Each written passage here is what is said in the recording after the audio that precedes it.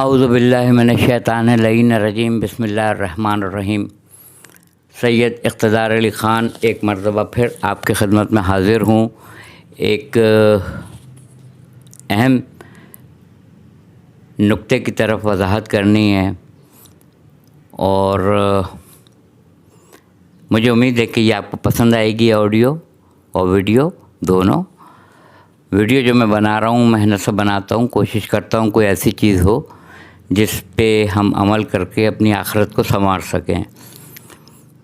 دیکھیے، جب اللہ تعالیٰ نے آدم علیہ السلام کے آگے اپنی پیشانی کو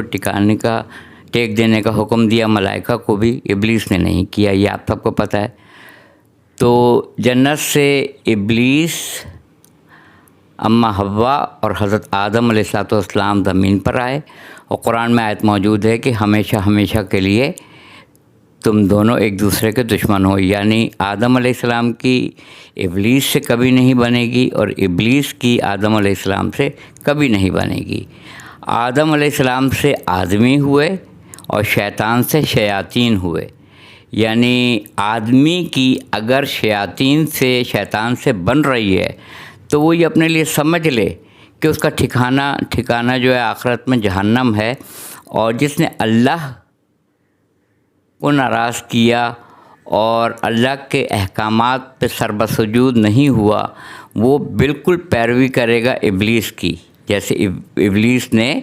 سجدے سے انکار کیا تھا کہ میں افضل ہوں، میں آگ سے بنا ہوں، اور آدم جو ہیں وہ مٹی سے بنے ہیں اور مٹی پر آگ کو فضیلت ہے۔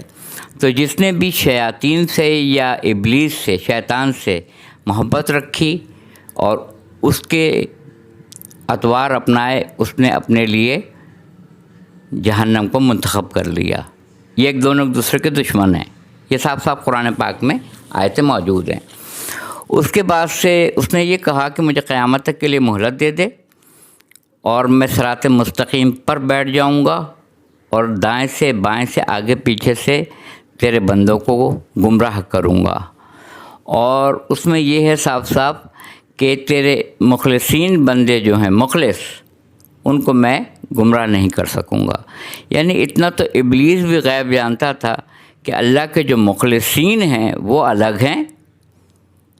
جن کو میں گمراہ نہیں کر سکوں گا، اتنا تو وہ بھی جانتا تھا۔ مگر غور طلب بات یہ ہے کہ صراط مستقیم، جس کے لیے سورہ حمد میں بار بار تاکید آئی ہے کہ کوئی نماز پنجگانہ، تہجد کی نماز، حاجت طلب کی نماز، 2 رکعت شکرانے کی نماز، نماز استسقاء، نماز جنازہ، جو بھی نماز ہے وہ توحید کے بغیر، نماز سورہ حمد کے بغیر ممکن نہیں ہے۔ کوئی یہ نہیں کہہ سکتا ہے کہ میں اس کی جگہ دوسرا سورہ پڑھ لیتا ہوں، وہ بھی تو قرآن میں نہیں۔ آپ کو کمپلسری ہے سورہ حمد تو پڑھنا ہی پڑھنا ہے آپ کو۔ اس کے علاوہ آپ کے پاس یہ آپشن ہے کہ آپ سورہ الکوثر پڑھیں گے، یا سورہ والناس پڑھیں گے، یا سورہ والعصر پڑھیں گے، یا جو بھی سورہ آپ سورہ قدر پڑھیں گے، مگر کمپلسری سورہ حمد ہے جو آپ کو پڑھنا ہی پڑھنا ہے۔ اور اس پہ صراط مستقیم پر باقی رہنے کے لیے دعائیہ کلمات ہیں کہ اس پہ باقی رکھ، اس پہ چلا، مختلف ترجمے ہیں۔ بہت جگہ یہ ہے کہ صراط مستقیم کا راستہ دکھا، بہت جگہ یہ ہے کہ اس پر ہمیں باقی رکھ، یہ موجود ہے اس کے اوپر۔ تو ابلیس کو صراط مستقیم پتہ ہے، ابلیس کو معلوم ہے، تبھی اس نے کہا تھا کہ میں اس پہ بیٹھ جاؤں گا، گمراہ کروں گا تیرے بندوں کو آگے پیچھے سے، دائیں سے بائیں سے، مگر تیرے مخلصین بندوں کو گمراہ نہیں کر سکوں گا۔ ابھی ہمارا ٹاپک یہ نہیں ہے کہ وہ صراط مستقیم کیا ہے، ہمارا عنوان صرف یہ ہے کہ اس صراط مستقیم جس کی ہر نماز میں دعا کی جاتی ہے، وہ صراط مستقیم وہ جگہ ہے، وہ مقام ہے جہاں ابلیس بیٹھا ہوا ہے۔ اب کوئی اپنی نماز پہ، دیکھیے نماز پہ، عبادتوں پہ ناز ہو سکتا ہے، فخر ہو سکتا ہے، میں تہجد پڑھتا ہوں، میں پنجگانہ پڑھتا ہوں، میری نماز شب کوئی قضا نہیں ہوئی، میں نے نماز شب کو نہیں چھوڑا، میں نے بڑی فضیلت ہے کہ رجب المرجب کے پورے روزے رکھے، شعبان المعظم کے پورے روزے رکھے، 60 روزے تو یہی ہو گئے، اور ان تمام روزوں کو رمضان المبارک کے مہینوں سے منسلک کر دیا، ملا دیا، یعنی میں نے تینوں مہینے متواتر روزے رکھے، رجب، شعبان المعظم، رمضان المبارک۔ بڑی فخریہ بات ہے۔ مگر کوئی یہ کہے کہ میں الحاج ہوں، میں نے تین سے زیادہ حج کر رکھے ہیں، میں نے 150 200 ایسے بھی لوگ مجھے ملے جو کہتے تھے کہ انہوں نے سعودی عرب میں مکہ معظمہ میں 150 200 عمرے کیے ہیں، مگر انہوں نے کیا، اب میں کیا بتاؤں کہ ان کا رویہ کیا کیا رہا، الامان الحفیظ۔ تو یہ بات صحیح ہے کہ نماز کا سوال پہلے کیا جائے گا، نماز کیسی پڑھی جائے یہ حکم ہے۔ نماز تو ہر جگہ پڑھی جا رہی ہے، اور نماز کے لیے شرطیہ یہ ہے کہ نماز بے حیائی سے روکتی ہے، مگر اگر کبھی ہم یہ دیکھیں کوئی شخص بدکاری میں بھی مبتلا ہے، الخبائث شراب نوشی میں بھی مبتلا ہے، یتیموں کے مال کو بھی ہڑپ کر رہا ہے، پڑوسی کے حقوق ادا نہیں کر رہا ہے، کسی کے مکان پہ ناجائز قبضہ کیے بیٹھا ہوا ہے، کسی کا مال لیے ہوئے بیٹھا ہوا ہے، اس پر وہ حج پہ حج کر رہا ہے، عمرے پہ عمرہ کر رہا ہے، اور عبادت پہ عبادت کر رہا ہے، نماز شب بھی ادا کر رہا ہے، جہاد میں بھی حصہ لے رہا ہے، بچ کے آ گیا تو غازی، اور اگر جان چلی گئی تو شہید۔ اس پہ آپ ناز کر سکتے ہیں، عبادتوں پہ فخر کر سکتے ہیں، اللہ کا شکر ہے کہ میں نے ماہ رمضان کے بھی روزے رکھے، شعبان میں بھی رکھے، رجب میں بھی رکھے، مجھے ناز ہے اس بات پہ، مجھے فخر ہے کہ اللہ نے مجھے سعادت دی۔ یہی قرآن مجید جو میرے پاس ہے، جو ہر گھر کی زینت ہے، جو طاق میں رکھنے کے لیے نہیں آیا تھا، بلکہ اس کو جزدان سے نکال کے، اس کو صاف کر کے، اس کو اپنے چہرے پہ ملنے کے لیے آیا تھا، اس کو کھول کے اس کی تلاوت کرنے کے لیے اور ترجمے سے پڑھنے کے لیے آیا تھا، صرف ریڈنگ کے لیے نہیں آیا تھا کہ اگر میں نے سورہ حمد پوری پڑھ لی اور مجھے مطلب ہی نہیں پتہ تو صحیح ہے، آپ نے بوسہ دیا اس کا ثواب ملے گا، آپ نے تلاوت کی اس کا ثواب ملے گا، مگر سپرلیٹو جو ڈگری ہے، سپرلیٹو کوالٹی ہے، وہ ترجمے سے پڑھنا ہے، اور اس سے بھی سپرلیٹو ڈگری ہے اس پہ عمل کرنا، یعنی سب کے درجے ہیں۔ آپ گئے، آپ نے قرآن مجید کی شاپ پہ آپ گئے، اس پہ لکھا ہوتا ہے کہ عکسی قرآن مجید، اوریجنل تو لوح محفوظ میں، یہ عکسی ہے، اس کی کاپی ہے جو اوریجنل لوح محفوظ میں محفوظ ہے، یہ عکسی ہے، اس کو لیا، بوسہ دیا، جزدان بنایا، جزدان میں رکھا، اور بلند ترین مقام پہ اس کو رکھ دیا۔ قرآن مجید بلند ترین مقام پہ رکھنے والی کتاب ہے، اتنی الہامی کتاب ہے، مگر صرف رکھنے کے لیے یہ نہیں ہے، صرف اس لیے نہیں ہے کہ مریض کے سرہانے اس کو رکھ دیا جائے، ٹھیک ہے رکھ دیا جائے، کہتے ہیں کہ سورہ یاسین پڑھیں تاکہ دم آسانی کے ساتھ نکلے، بالکل صحیح ہے۔ کبھی گھر میں جب بیٹیوں کی شادی ہوتی ہے تو والدین یا بھائی یا بزرگ قرآن پاک کو سر پہ رکھ کے رخصتی کرتے ہیں بیٹیوں کی، یہ بھی رسمیں ہیں، مگر دراصل قرآن مجید جو ہے وہ پڑھنے کے لیے آیا ہے،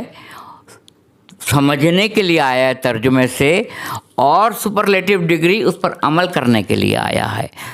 تو یہ کلپ زیادہ لمبی نہ ہو جائے، قصہ مختصر کہ متقی مومنین صراط مستقیم پر ہیں، ابلیس بھی صراط مستقیم پر ہے۔ اللہ تعالیٰ نے کہا ہے کہ میں اپنے چھوٹے گناہوں کو معاف کر دوں گا، چھوٹے گناہوں کو معاف کر دوں گا، دو چیزیں نہیں معاف کروں گا، شرک عظیم، جو شرک ہے، ظلم عظیم کہتے ہیں شرک کو۔ کیوں ظلم کہتے ہیں؟ اس لیے ظلم کہتے ہیں حق اللہ کا ہے، اور آپ کسی اور کے آگے سجدہ کر رہے ہیں، آپ کسی اور کو خدا سمجھ رہے ہیں، آپ کہہ رہے ہیں مجھے فلاں ابن فلاں میرے گھر کو چلاتا ہے، یہ شرک ہے۔ اگر آپ سمجھ رہے ہیں کہ ایک کوئی بھی بڑا لیڈر، اس کے پیچھے 10 کھڑے ہوئے ہیں تو 10 پیڑ ہیں، ان کو پیسے ملتے ہیں، وہ سمجھتے ہیں کہ یہ جو آگے تقریر کر رہا ہے جو شخص، یا جو بھی خاتون تقریر کر رہی ہیں وہی ہمارا گھر چلا رہے ہیں، یہ شرک ہے، یہ شرک ہے۔ اس لیے اللہ کہتا ہے شرک ظلم عظیم ہے، میرا حق تھا، بندے نے کسی اور کو دے دیا، بندہ کسی اور کی پرستش کرتا ہے۔ واللہ خیر الرازقین، سب سے بہترین رزق اللہ دیتا ہے، مگر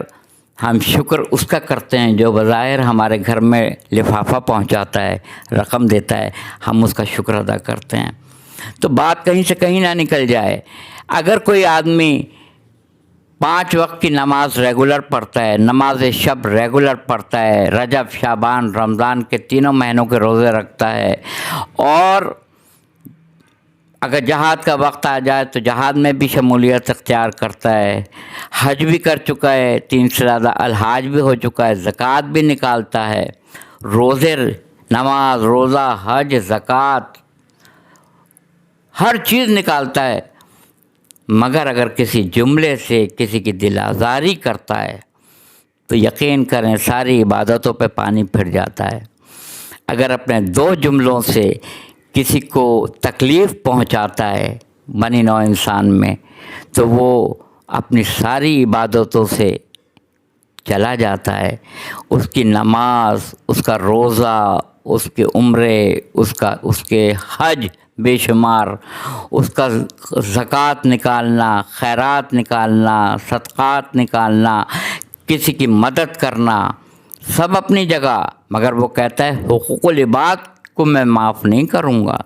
اگر تمہارے ساری عبادتوں کے باوجود تمہارے 2 جملوں سے، آج کل واٹس ایپ کے ذریعے، فیس بک کے ذریعے ایک دوسرے کو کن الفاظوں سے لوگ پکارتے ہیں مجھ سے بہتر آپ واقف ہیں، اگر 2 جملوں سے کسی کی دل آزاری ہو رہی ہے تو آپ کی ساری عبادتیں اکارت گئیں، آپ کا سارا نماز، روزہ، حج، زکوٰۃ، جہاد اور جتنی عبادتیں ہیں اس سب پہ پانی پھر گیا۔ خدا را یہ سمجھ لیں کہ عبادت کے بعد سے اگر آپ کسی کو حقارت کی نظر سے دیکھ رہے ہیں تو ابلیس جو صراط مستقیم پہ بیٹھا ہے اس نے آپ کو گمراہ کر دیا ہے۔ اگر آپ نے اپنے کو بڑا اور دوسرے کو کمتر جانا،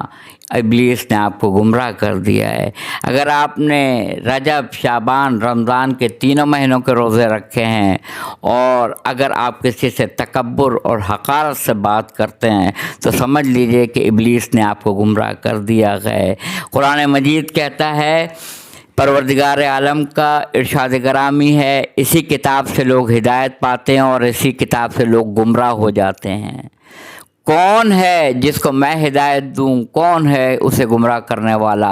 اور جس کو میں گمراہ کر دوں اس کو کون ہے ہدایت دینے والا؟ یہ غور طلب فعل ہے، اس کو غور کرنے کی ضرورت ہے۔ اپنے گریبان میں جھانکنے کی دیر ہے کہ ہمارے الفاظ سے، ہمارے کردار سے، ہمارے ہاتھ، پیر اور زبان سے کسی کی دل آزاری تو نہیں ہو رہی ہے، کسی کی حق تلفی تو نہیں ہو رہی ہے، کسی کا مال کھا کے تو ہم نہیں بیٹھے ہوئے ہیں، کسی کی ادائیگی ہمیں کرنی تھی اور ہم نے اب تک نہیں کی ہے، کہیں ایسا تو نہیں ہے کہ ہمارے جملوں سے اس کے اوپر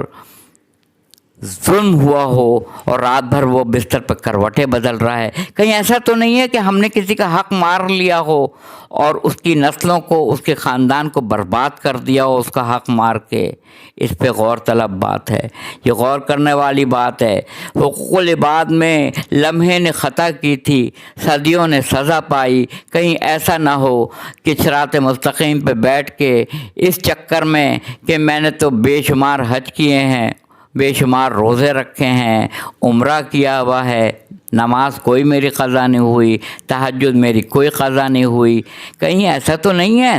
کہ میں جو بنی نوع انسان سے اپنی زبان سے باتیں کرتا ہوں حقارت سے، اس کو اہمیت نہیں دیتا ہوں، اس کے سلام کا جواب لوگ اس شکل میں آج کل دے رہے ہیں، انگوٹھے کے ذریعے سلام کا جواب دیتے ہیں۔ سلام، میں نے پہلے بھی کلپ میں کہا تھا کہ سلام کا جواب، سلام فرض ہے، جواب سلام واجب ہے، وعلیکم السلام ورحمۃ اللہ وبرکاتہ، مگر ہم واٹس ایپ کے ذریعے انگوٹھا دکھا دیتے ہیں، یعنی سلام کا جواب انگوٹھا ہے؟ قطعی نہیں، بالکل نہیں، بالکل نہیں، سلام کا جواب وعلیکم السلام ہے۔ اس پہ ذرا غور کرنے کی ضرورت ہے، اپنے آپ پہ نظر ڈالنے کی ضرورت ہے، کہیں ابلیس نے ہمیں گمراہ تو نہیں کر دیا ہے؟ کیونکہ اگر ابلیس نے گمراہ کر دیا ہے تو ہم نے حقوق العباد کی پامالی کی ہے، اور حقوق العباد کی پامالی کرنے والے کے لیے اللہ نے صاف صاف کہہ دیا قرآن مجید میں، حقوق العباد کی پامالی کرنے والے کو میں کبھی معاف نہیں کروں گا۔ وآخر دعوانا الحمدللہ رب العالمین۔